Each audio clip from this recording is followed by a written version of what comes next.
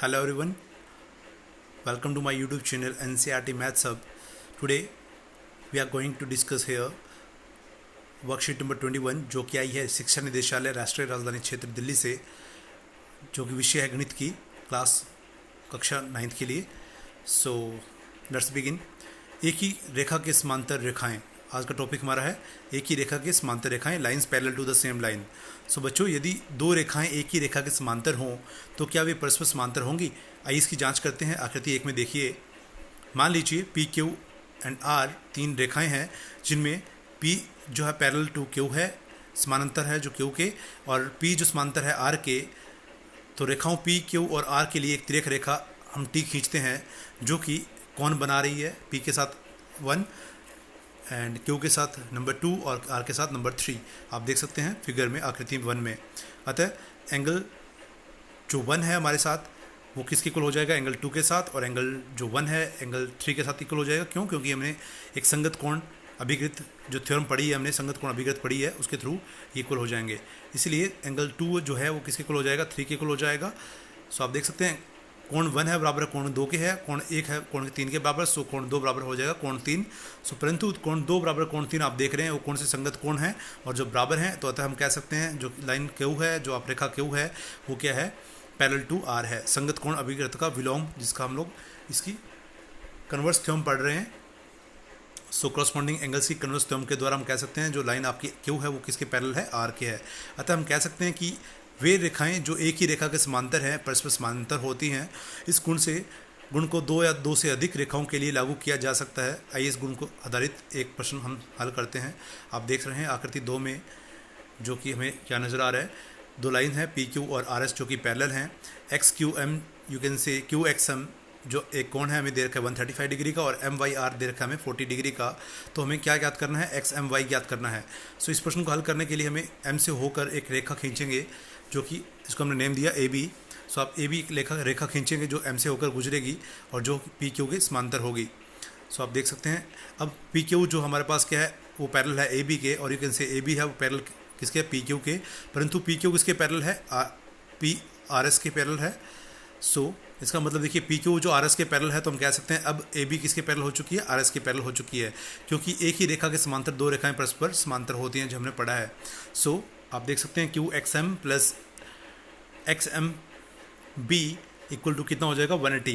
देखिए Q X M जो कि हमें 135 डिग्री दिया हुआ है, और एक्स एम बी आप देख रहे हैं फिगर में, एक्स एम बी वो इन दोनों का सम कितना हो जाएगा? 180 डिग्री हो जाएगा, क्योंकि तिर्यक रेखा के एक ही और अंतः कोणों का योग कितना होता है? 180 डिग्री होता है। परंतु हमें क्यू एक्स एम तो दिया हुआ है जो कि 135 डिग्री है, तो आप यहाँ वैल्यू पुट कर दीजिए। सो कि 135 degree plus X M B equal to 180 degree. So X M B क्या हो जाएगा हमारे पास? 180 minus 135। So X M B की वैल्यू मिल जाएगी हमें 45 डिग्री।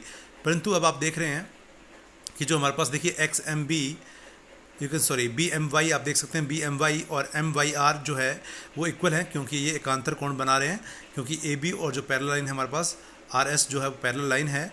सो ये क्या बन रहा है हमारे पास? एकांतर कोण बन रहे हैं, आंतरिक एकांतर कोण कह सकते हैं आप। तो अतः बी एम वाई की वैल्यू कितनी हो जाएगी? ये भी 40 हो जाएगी, 40 डिग्री हो जाएगी। अब हमारे पास क्या है? बी एम वाई 40 डिग्री है और एक्स एम बी हमारे पास 45 डिग्री। इन दोनों को जोड़ देने पर हमें क्या मिल जाएगा? एक्स एम वाई मिल जाएगा, जो कि हमें फाइंड आउट करना है। सो एक्स एम वाई हमारे पास कितना हो गया? 45 plus 40 degree, that is X M Y. So X M Y की वैल्यू हमें मिल चुकी है 45 डिग्री। अब आप प्रयास कीजिए, मतलब हमें दो क्वेश्चन करने हैं। So let's discuss question number 1 and question number 2। हम देखिए प्रश्न को सॉल्व करते हैं। सो आप देख सकते हैं आकृति 4 में यदि हमें दिया हुआ क्या है? A B parallel to C D. A B line जो है वो समांतर दे रखी है सी डी के, और सी डी समानांतर है ई एफ के, और हमें दे रखा है वाई और जेड का अनुपात। देख सकते हैं वाई एंगल कहाँ है? सी डी पे बना हुआ है, सी डी के ऊपर बना हुआ, जहाँ की जबकि जेड कहाँ बना हुआ है? ई एफ के ऊपर बना है, लेकिन एकांतर कोण है। सो बट हमें दे रखा है इनका अनुपात, वाई और जेड का अनुपात दे रखा है 3:7 है। तो एक्स का मान ज्ञात कीजिए, हमें एक्स का मान ज्ञात करना है। सो आप देखिए क्योंकि ए बी जो है वो किसके समानांतर है? सी डी के, और सी डी किसके समांतर है? ई एफ के। सो ए बी किसके समांतर हो जाएगी? ई एफ के समांतर हो जाएगी। अब ए बी अगर समानांतर है ई एफ के, तो हमें क्या मिलेगा? एक्स और जेड जो है इक्वल हो जाएंगे, क्योंकि आंतरिक एकांतर कोण बना रहे हैं कौन? एक्स और जेड। सो एक्स का जो मान है वो किसके बराबर हो जाएगा? जेड के इक्वल हो जाएगा।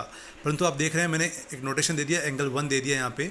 सो 1 और जेड का सम कितना हो जाएगा? 180 डिग्री, क्योंकि ये दोनों एंगल कहाँ बन रहे हैं? दो समांतर रेखाओं के बीच में और एक ट्रांसवर्सल और तिर्यक रेखा के एक तरफ बन रहे हैं, तो इनका सम कितना होगा 180 डिग्री। तो तिर्यक रेखा के एक ही ओर बने कोण है, इसलिए एंगल 1 + z = 180 डिग्री।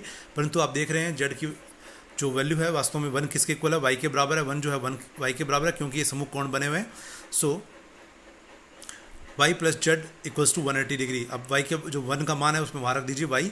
सो y + z = 180 डिग्री हो जाएगा। इक्वेशन नंबर 2 दे दीजिए, इसको समीकरण नंबर 2 दे दीजिए। परंतु हमें दिया क्या हुआ है, y और z का जो अनुपात है वो दिया हुआ है 3:7।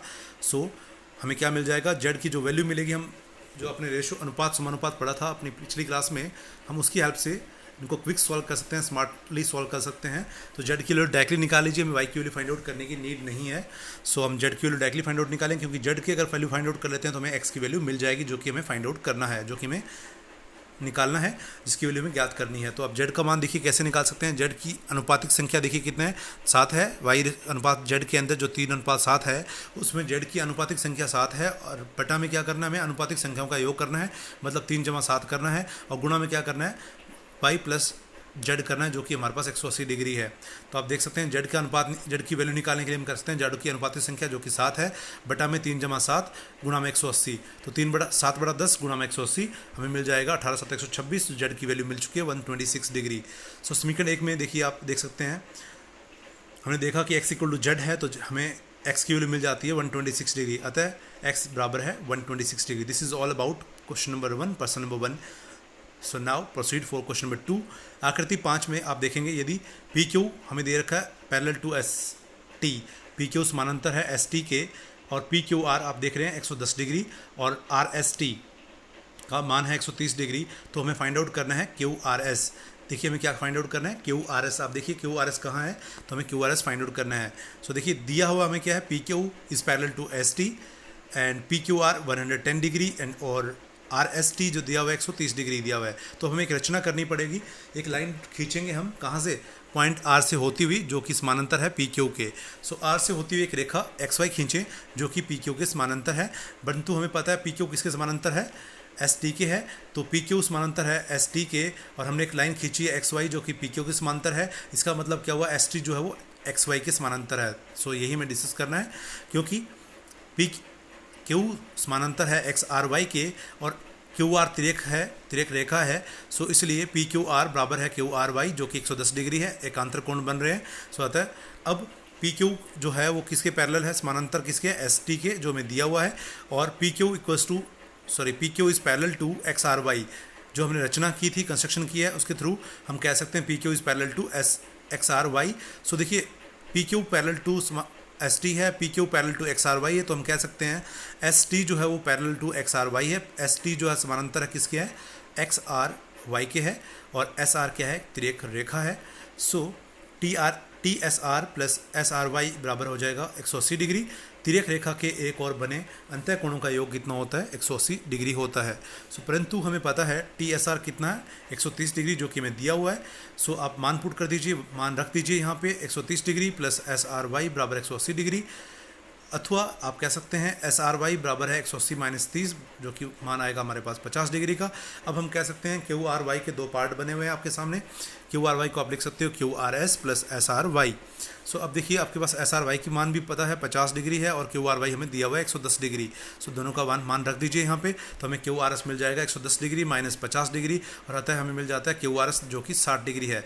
So if you learn from this video, then please do subscribe my channel and share this video as much as you can. Thanks for watching.